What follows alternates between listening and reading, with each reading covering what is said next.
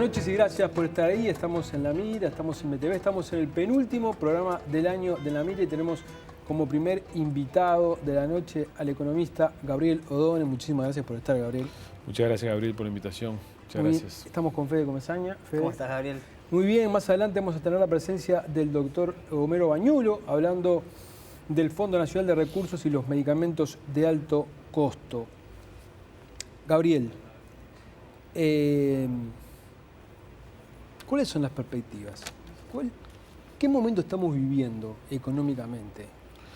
Bueno, estamos viviendo una transición hasta ahora lenta y ordenada desde una economía que creció mucho, de hecho batió sus récords de crecimiento de los últimos 40 años. La última década crecimos una tasa promedio del 5,7%, a una economía que va a consolidar un crecimiento menor al 1%, muy probablemente con riesgo de converger a 0% el año que viene.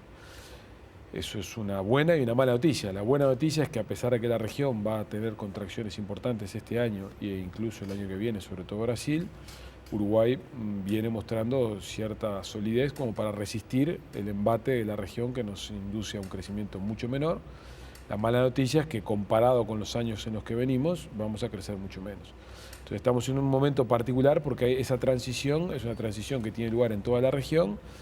Es una transición que cobró particular relevancia a lo largo de este año 2015 en Uruguay, con una tasa de desempleo que está aumentando, con destrucción de puestos de trabajo, con un consumo que por primera vez desde el año 2003 registra una contracción en el segundo trimestre del año, o sea, con un conjunto de indicadores que no se observaban hace mucho tiempo, pero que, insisto, están en el marco de una situación regional compleja, en la cual hasta ahora, como la mayoría de los observadores esperábamos, Uruguay viene atravesándola con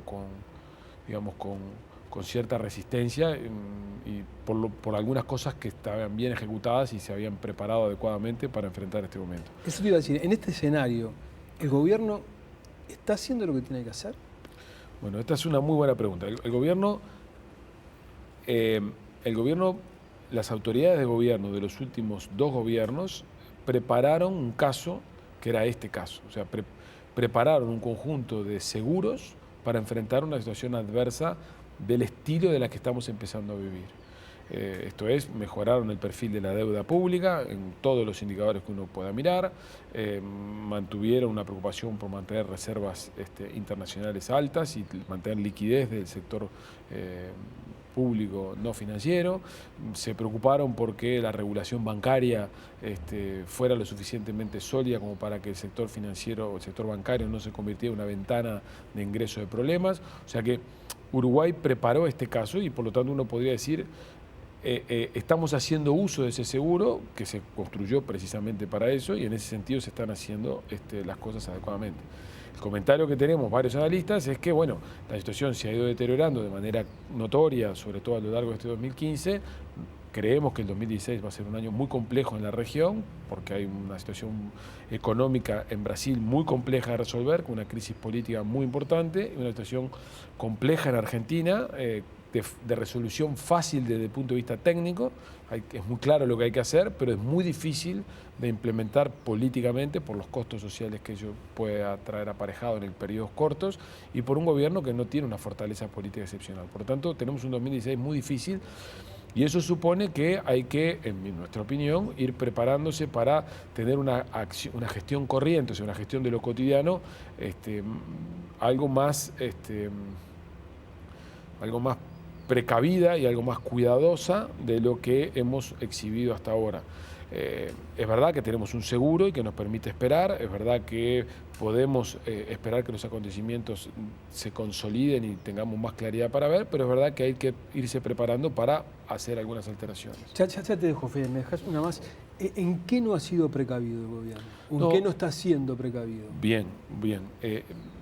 El gobierno presentó básicamente un presupuesto que con las hipótesis de crecimiento económico para el país alojadas en un escenario internacional como el que imaginábamos o como el que imaginaba el gobierno en abril, era un escenario optimista. Bueno, ese escenario fiscal que se programó en abril, que es cuando el gobierno arma su programa financiero, se desarmó a peor de abril a la fecha.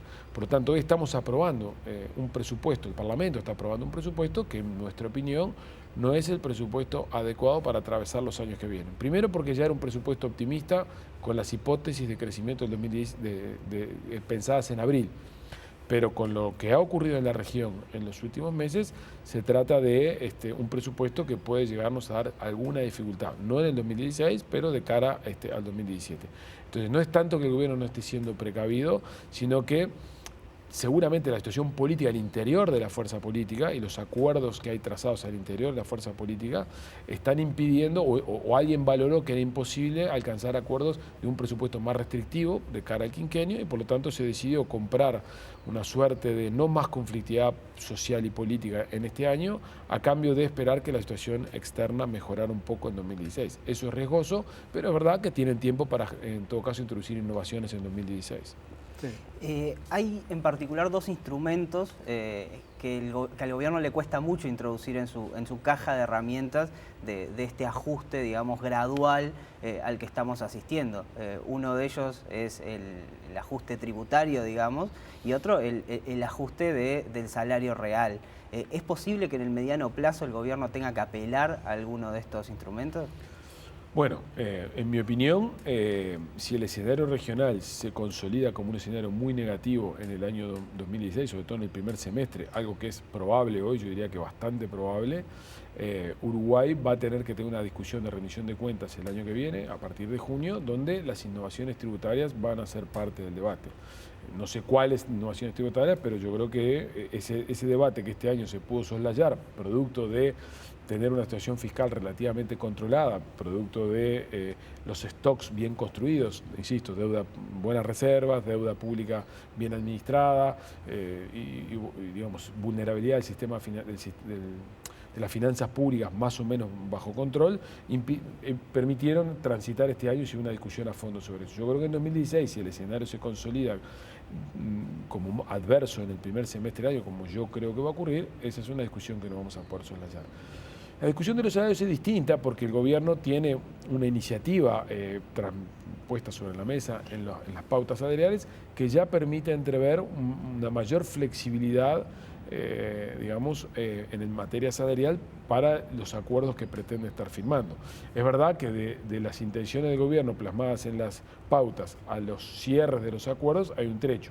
Hasta ahora solamente hemos visto el cierre de un número muy reducido de sectores, como es el sector de la salud, como el sector de la bebida y el transporte asociado. Estamos en plena discusión del resto del transporte, bueno, el sector financiero que está cerrando en estas horas, que son sectores muy particulares porque son sectores con escasa competencia, digamos, donde los jugadores que convergen son relativamente pocos y donde hay sindicatos relativamente fuertes.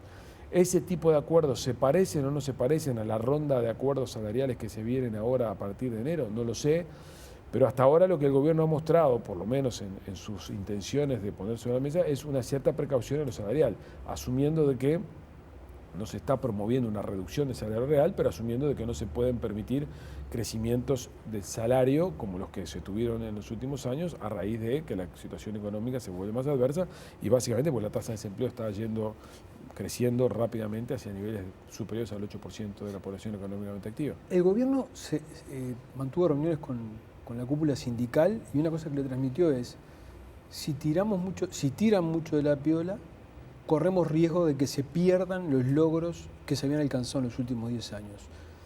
Para vos, ¿es importante el papel de los sindicatos en este escenario macroeconómico? Es muy importante.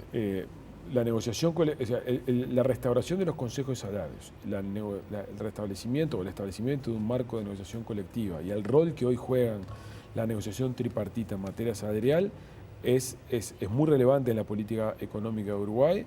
Es muy relevante el poder que los sindicatos tienen en el debate salarial y por lo tanto es muy relevante prestar atención o dedicarle tiempo y esfuerzo, como creo que en Uruguay se le dedica, a la discusión en materia salarial.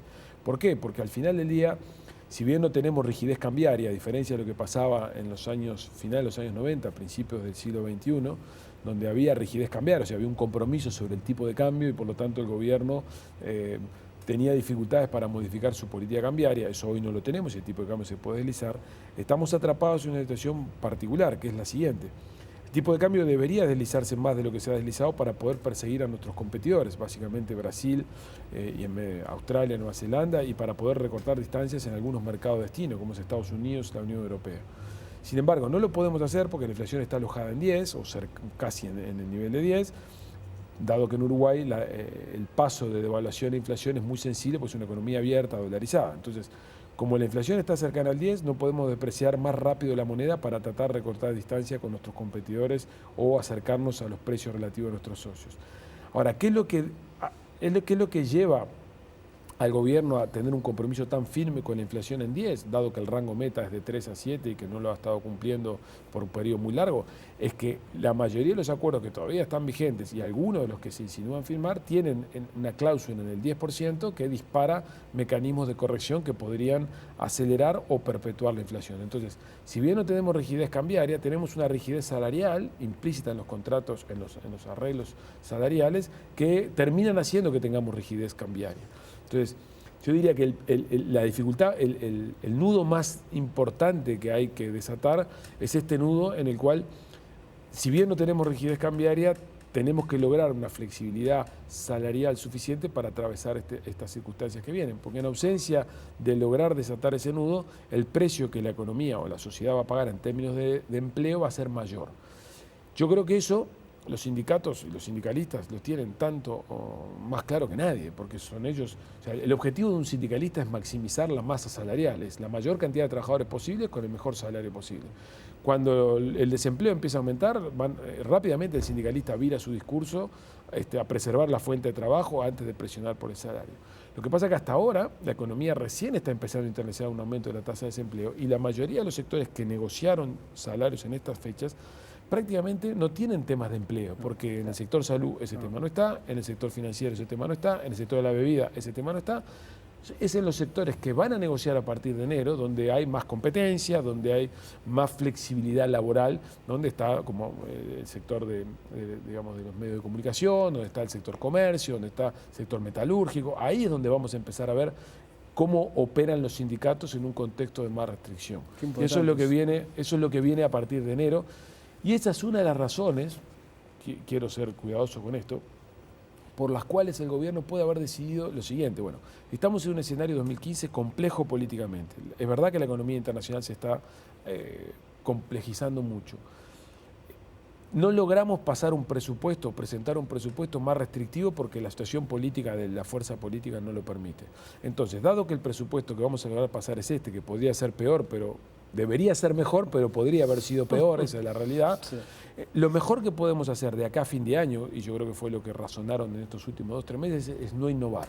¿Qué quiere decir no innovar? Y bueno, no intentar hacer una corrección fiscal a último momento porque iba a traer ruido. No intentar, digamos, dejar de preciar más la moneda porque eso iba a espiralizar la inflación. Entonces, dejamos hasta enero con estas circunstancias y en enero, en un nuevo escenario, nos sentamos a pensar nuevamente con más claridad qué hacemos. Eso yo creo que es la estrategia. Cuando nosotros dijimos hace unos días que la política económica estaba en piloto automático, sí, es a esto que nos referíamos. Sí. O sea, que estar en piloto automático no necesariamente quiere decir una crítica. Puede haber razones de economía política. Fue tomado como crítica, ¿no? Claro, porque en realidad en general en Uruguay ese es un problema. Como el debate político está a veces un poco en los temas económicos no es intenso, al final termina habiendo un debate político a veces entre las autoridades y los analistas económicos, sí, lo cual es de una pobreza fenomenal, porque yo ni ellos pueden ingresar al terreno mío, ni yo puedo ingresar al terreno de ellos. Y eso hace que cobremos protagonismo innecesario nosotros. Nosotros lo único que decimos es, hay un piloto automático y probablemente la mayoría de los que estuvieran en funciones hoy estarían tomando, por razones políticas, decisiones que no serían sustancialmente distintas a estas. Ahora, la pregunta es, ¿eso complejiza de cara hacia adelante? Desde el punto de vista técnico, sí. O sea, habría que haber tomado decisiones distintas, pero claro, una cosa es decirlo de este lado del mostrador y otra cosa es estar del otro lado del mostrador. Claro. En los últimos meses vos ya hablabas, Gabriel, del desmejoramiento que hubo en el mercado laboral, esa expulsión de puestos de trabajo que está generando la economía. 30.000 puestos de trabajo perdidos en un año a este momento. Entonces, ¿qué tan severo puede llegar a ser este ajuste en el mercado laboral y por cuánto tiempo se podría dar, al menos en el escenario hoy más probable? Bueno, yo diría que tenemos un primer semestre del 2016 complejo, y yo diría un 2016 en general. Yo diría que vamos a tener un 2016 donde el deterioro, digamos, del mercado laboral se va a consolidar. Estamos en una tasa que hay que tener cuidado con los números son muy volátiles los números mensuales de desempleo, pero estamos en una tasa de 8,1% de desempleo. Cuando conozcamos los datos del cierre del trimestre vamos a tener más confianza en ese dato, o sea, los datos de septiembre y diciembre son mejores que los datos que quedan dentro del trimestre, pero nosotros creemos que vamos a una tasa promedio del año que viene de desempleo en el 8,5%, esto es todavía 4 décimas por encima en promedio donde estamos hoy, lo cual podría suponer un cierre del año con una tasa de desempleo por encima de 8,5%, o sea, por debajo de 9, pero por encima. Esos son todavía unos cuantos puestos de trabajo adicionales. Asumiendo un escenario regional que no implosiona, pero que Brasil cae 3% aproximadamente el año que viene y que Argentina, en el mejor de los casos, crece entre 0 y 0,5% el año que viene o se consolida en 0. Si no hay un deterioro adicional, ese es un poco el escenario que nosotros tenemos y por lo menos por un año más. La ventaja que hay acá es que Argentina, si hace las cosas en tiempo y forma y logra atravesar con éxito Macri ese ajuste en el primer semestre del 2016, el 2017 para Argentina puede ser un mejor año y estemos mirando una salida con más claridad, aunque Brasil, en la gran piscina de dulce de leche que está metido desde el punto de vista político, no tenemos un horizonte de recuperación claro, ¿no? De Argentina y Brasil hablamos en el próximo bloque. Nos vamos a una tanda y ya volvemos.